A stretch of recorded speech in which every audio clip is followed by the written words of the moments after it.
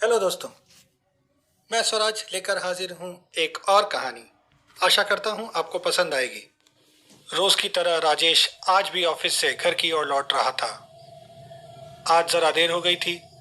लगभग 9 बज रहे थे। वो अपने ऑफिस के पास वाले रास्ते से पैदल चल रहा था। इस एरिया में दुकानें जल्दी बंद हो जाती हैं। अब सड़क के पास स्टॉल लगाने वाले भी अपने स्टॉल बंद कर रहे थे। वहीं एक स्टॉल था जिसमें एक लड़का पेंटिंग्स बेचता था।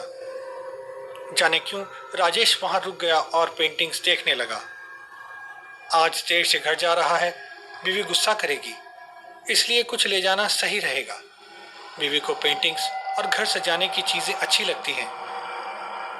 ये सोचते हुए उसकी नजर एक पेंटिंग पर गई जो थोड़ी अजीब थी। उसमें क्या बना था समझ नहीं आ रहा था, लेकिन एक अजीब सी बात थी उस पेंटिंग में जो उसे अपनी ओर खींच रही थी। राजेश उसे देखता रहा। थोड़ी देर में उसे लगा उसके आसपास सब कुछ रुक गया है।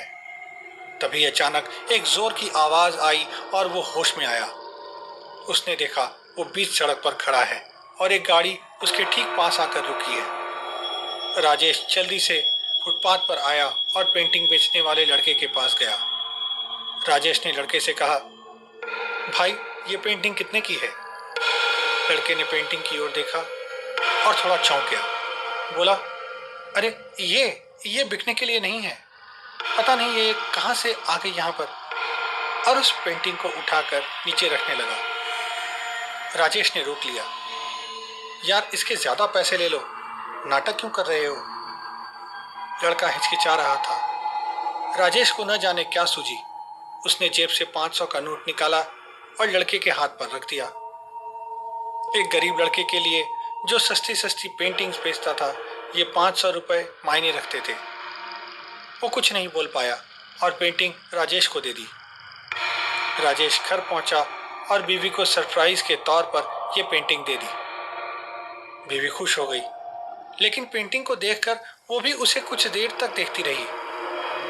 फिर राजेश ने जैसे होश में लाया तो बोली, ये तो बहुत अच्छी है, मॉडर्न आर्ट लगती है। राजेश मजाक में बोला, तभी तो क्या बनाया पता नहीं, मुझे पता था ये तुम्हें अच्छी लगेगी, इसलिए ले आया। बीवी मुस्कुराई और जाकर उसे बेडरूम में लगा दिया जहां वो लोग सोते थे, उसके ठीक सामने। रात को सोने की तैयारी हुई। राजेश बिस्तर पर आ गया। उसकी नजर दीवार पर लगी पेंटिंग की ओर पड़ी और एकटक उसकी ओर देखता रहा। थोड़ी देर बाद उसे उस पेंटिंग में कुछ दिखा। ये उसे पहले नहीं दिखा था। वो चौंक गया। अपनी बीवी से बताना चाहता था, लेकिन बीवी ने कुछ कहना शुरू कर दिया और वो भूल गया। उस रात राजेश को ठीक से नींद नहीं आ रही थी। वो आधी रात को पानी पीने के लिए उठा तो देखा उसकी बीवी बैठी है। उसने पूछा, क्या हुआ, तुम्हें भी नींद नहीं आ रही क्या? उसकी बीवी ने कुछ जवाब नहीं दिया, बस बैठी रही। राजेश ने उसको पकड़कर हिलाया पर बीवी चुप रही। राजेश ने ध्यान दिया तो देखा वो एकटक उस पेंटिंग की तरफ देख रही थी।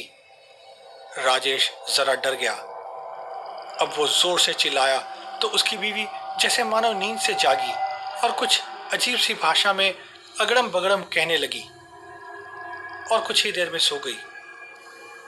राजेश समझ नहीं पाया, लेकिन फिर ये सोचकर सो गया कि शायद कोई बुरा सपना देखा होगा उसने। अगले दिन वो ऑफिस से आ रहा था। अपनी गली में घुसा तो देखा 2-4 कुत्ते भौंक रहे थे।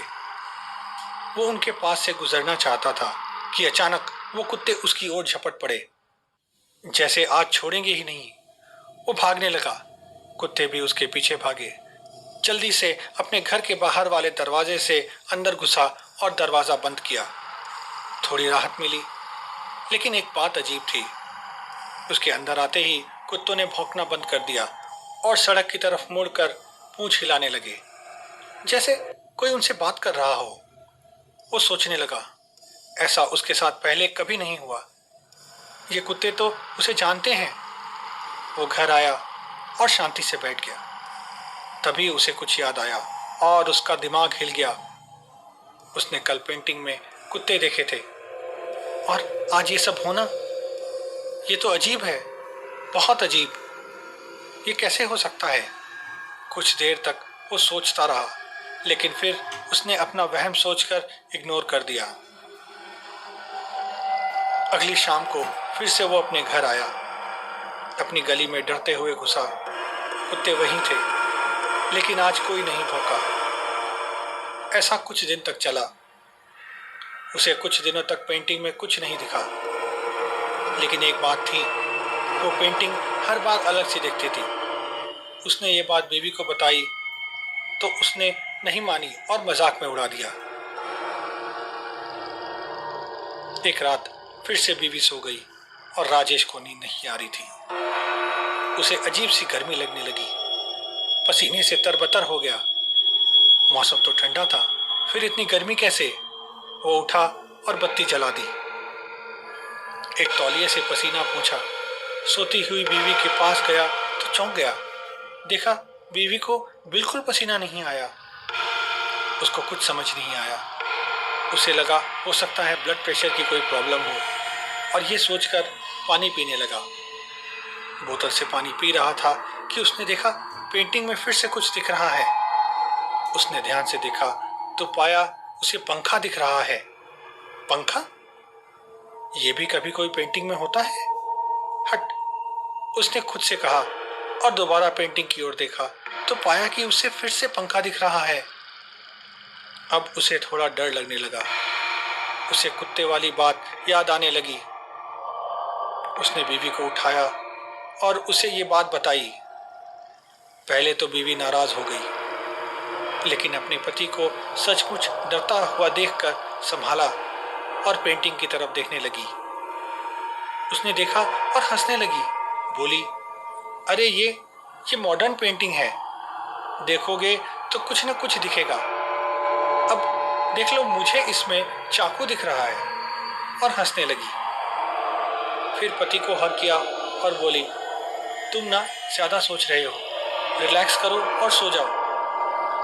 वो कुत्ते वाली घटना से तुम डर गए हो, वो एक संजोग था और कुछ नहीं। राजेश उसकी बात मानकर सो गया। अगले दिन संडे था। राजेश घर में बैठा टीवी देख रहा था। बीवी किचन में खाना बना रही थी। अचानक राजेश को कुछ एहसास हुआ, जैसे कुछ होने वाला है। एक अजीब सी आशंका। उसने टीवी बंद कर दी। एक अलग सी आवाज आ रही थी, खड़ खड़ खड़ खड़। उसने गौर किया तो देखा ये आवाज ऊपर से आ रही थी। देखा पंखा चलते चलते कांप रहा था। वो भागकर एक कोने में चला गया। अचानक पंखा टूटकर वहीं गिर गया जहां राजेश बैठा था, मानो उसे मारने के लिए ही गिरा हो। राजेश के दिमाग में सन्नाटा छा गया। वो समझ ही नहीं पा रहा था ये क्या हुआ। वो डर से कांपने लगा। अब तक उसकी बीवी किचन से बाहर आ गई और गिरे हुए पंखे को देखने लगी। उसने राजेश की ओर देखा और बोली, आप ठीक हैं? राजेश कुछ जवाब देता उससे पहले उसकी नज़र बीवी की उंगली पर गई। उसने देखा उंगली से खून बह रहा है। राजेश ने बिना चेहरे के एक्सप्रेशन बदले बीवी से पूछा। वो बोली, ये पंखे की आवाज़ से चौंक गई और सब्जी काटते हुए उंगली कट गई।